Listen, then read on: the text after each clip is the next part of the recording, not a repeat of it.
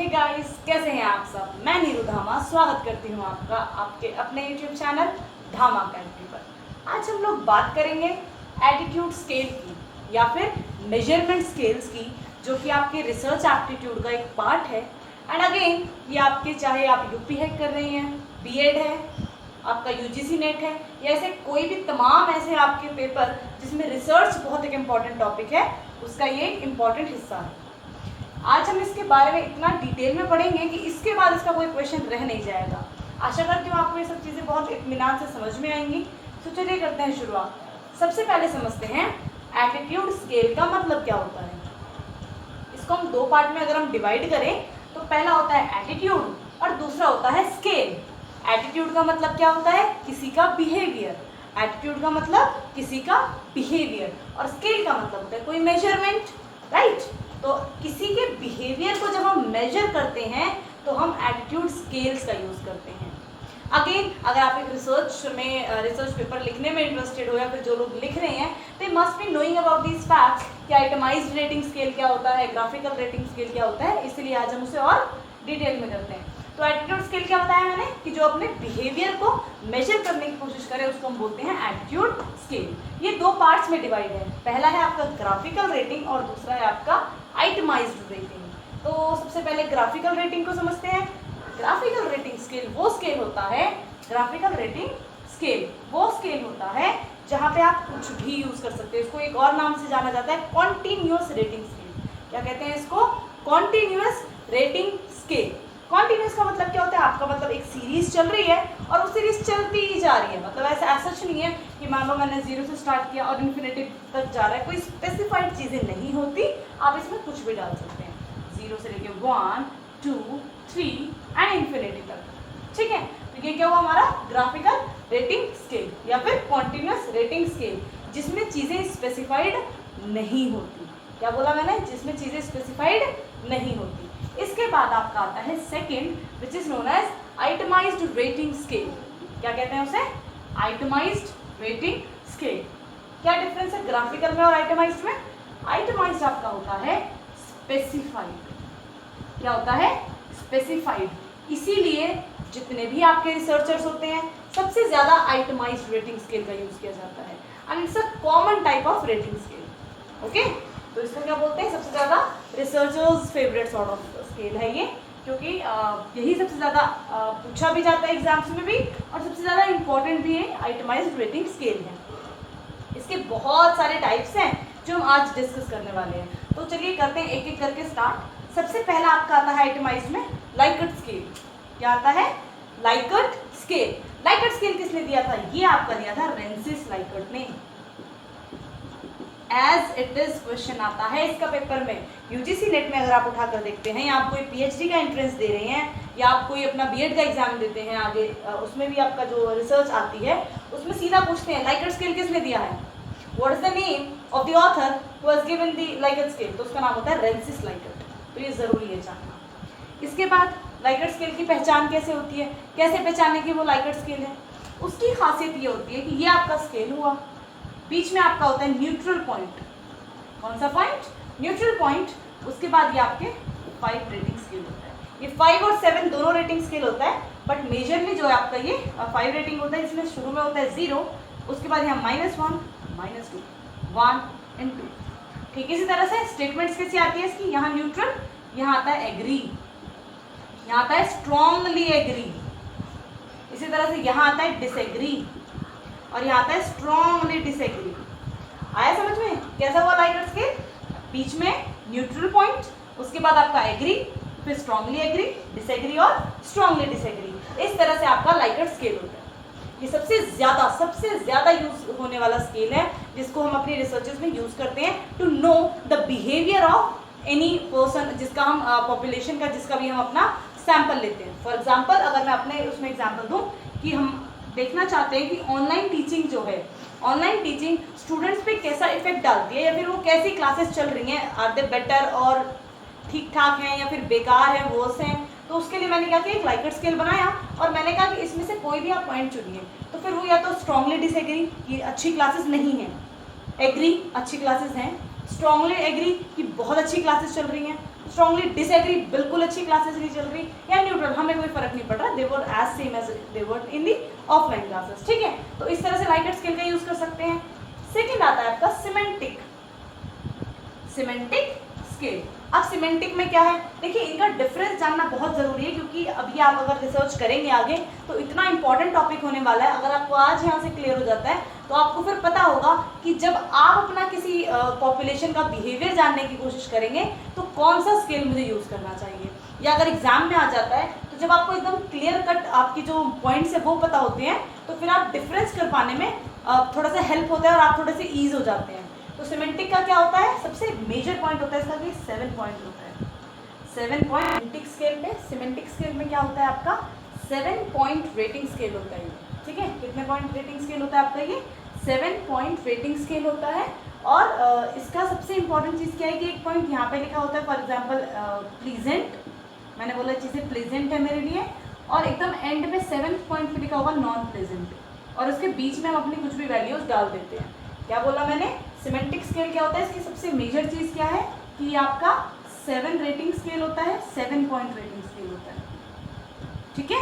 और एक एंड पे लिखा होता है प्लीजेंट, और दूसरे पे मतलब कुछ भी आप स्टेटमेंट डाल सकते हैं कि एग्री या फिर एकदम स्ट्रांगली डिसएग्री ऐसे करके, और बीच में आप अपनी कोई भी स्टेटमेंट्स डाल सकते हैं कि ठीक ठाक है, अच्छा नहीं है, मतलब जो भी आप डालना चाहें, जो भी आपकी स्पेसिफाइड होती है, जो आपका बिहेवियर आपको जानना है उसके बेसिस पर आप इसमें अपने स्केल्स डाल देते हैं। इसके बाद आता है आपका स्टेपल। इसके बाद क्या आता है आपका स्टेपल। स्टेपल में क्या होता है, स्टेपल का नाम ही समझ में आ रहा है, स्टेपल स्केल इसको बोलते हैं। इसकी खासियत क्या होती है, ये आपका यूनिपोलर होता है। कैसा होता है, यूनिपोलर। और इसको पहचानते कैसे हैं, ये होता है आपका स्केल, और यहाँ होती है कुछ स्टेटमेंट जो भी आप जानना चाहते हो। फॉर एग्जाम्पल मैंने कहा टीचर का बिहेवियर हमारी क्लास में कैसा है, तो टीचर्स बिहेवियर मैंने यहाँ पे लिख दिया बीच में, और इसके बाद यहाँ -1, -2, यहाँ +1, आपका जो +1, +2, +3 ऐसे करके होता है। तो ये कौन सा स्केल हुआ आपका, स्टेपल्स स्केल हुआ, जहाँ पे एक स्टेटमेंट हम बीच में डाल देते हैं जो भी हमारी, देखिए ये सब आइटमाइज्ड के अंदर आ रहे हैं। और क्या पहचान होती है इनकी कि इनके यहाँ स्पेसिफाइज्ड चीज़ें होती है, जैसे कि लिकट में था एग्री, स्ट्रांगली डिसएग्री, ये चीज़ें। सिमेंटिक में भी 2 पॉइंट्स पे डाल दिया कि एकदम बहुत अच्छा या बिल्कुल अच्छा नहीं, और बीच में आप जो भी डालना चाहें।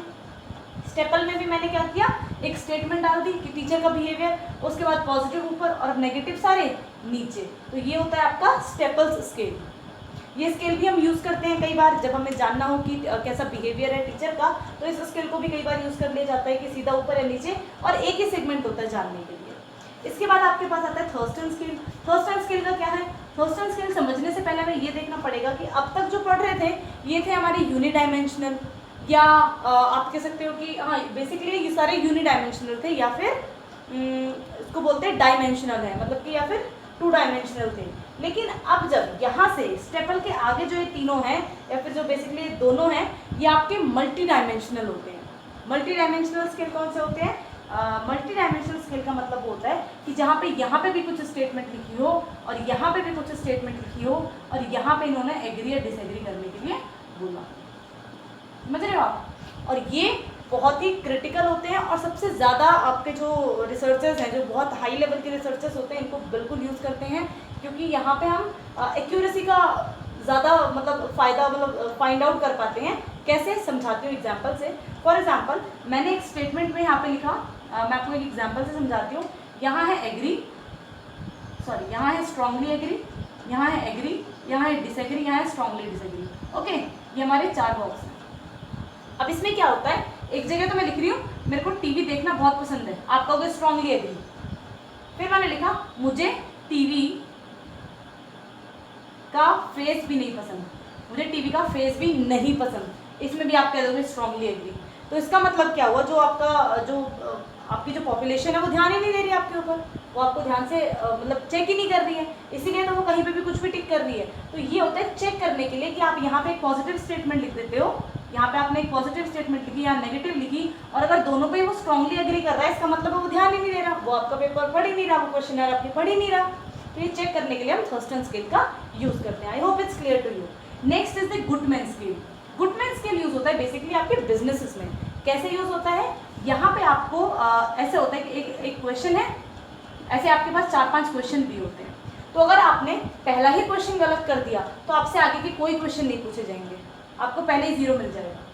और अगर आपने एक क्वेश्चन ठीक किया ठीक है, दूसरा किया ठीक है, तीसरा नहीं किया वहीं से 0 स्टार्ट। ये होते हैं वो क्वेश्चंस जो हम थोड़े से बिहेवियर में करते हैं। फॉर एग्जाम्पल मैंने किया कि क्या आपके, अगर मुझे जानना है कि स्कूल के बच्चों की क्या परफॉर्मेंस है, लेकिन अगर मुझे यही ना पता हो कि बच्चे की मतलब जिससे मैं पूछने जा रही हूँ उसकी शादी हुई है या नहीं हुई, तो पूरी क्वेश्चन यार बेकार है। सबसे पहला क्वेश्चन है आपकी शादी हुई है।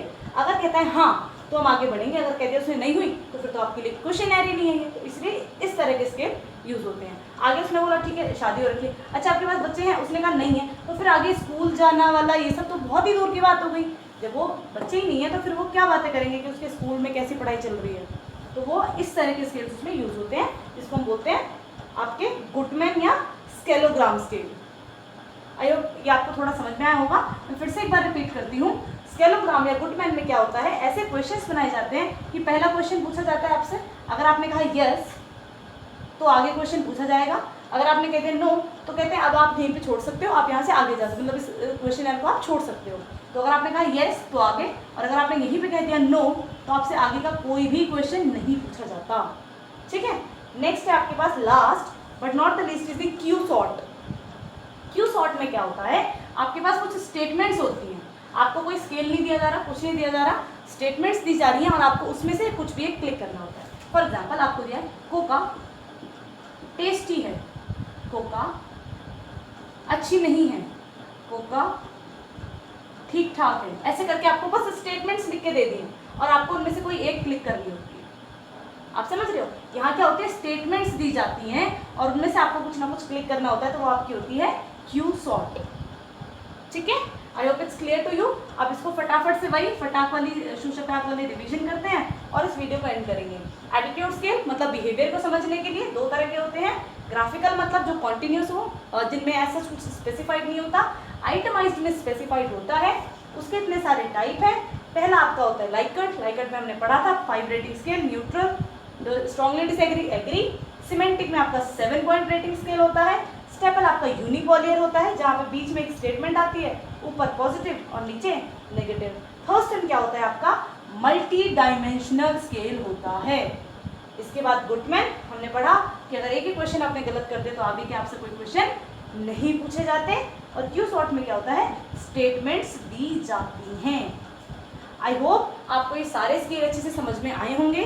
अगर कोई क्वेरी है तो आप बेझिझक कमेंट सेक्शन में पूछिए, मैं आपको बिल्कुल अच्छी इसकी डिस्क्रिप्शन दूंगी, अच्छे से इसको समझाऊंगी। और अगर आपको और भी कोई टॉपिक समझना है या कोई टॉपिक आपको मुश्किल लग रहा है तो please let me know once in the comment section so that I can make the video on it. I am only here to just help you out all. I hope आपकी journey अच्छी चली, आपके exam आप crack कर लो, JRF आप achieve करो और मिलते हैं अपनी नेक्स्ट वीडियो में। तब तक के लिए थैंक यू।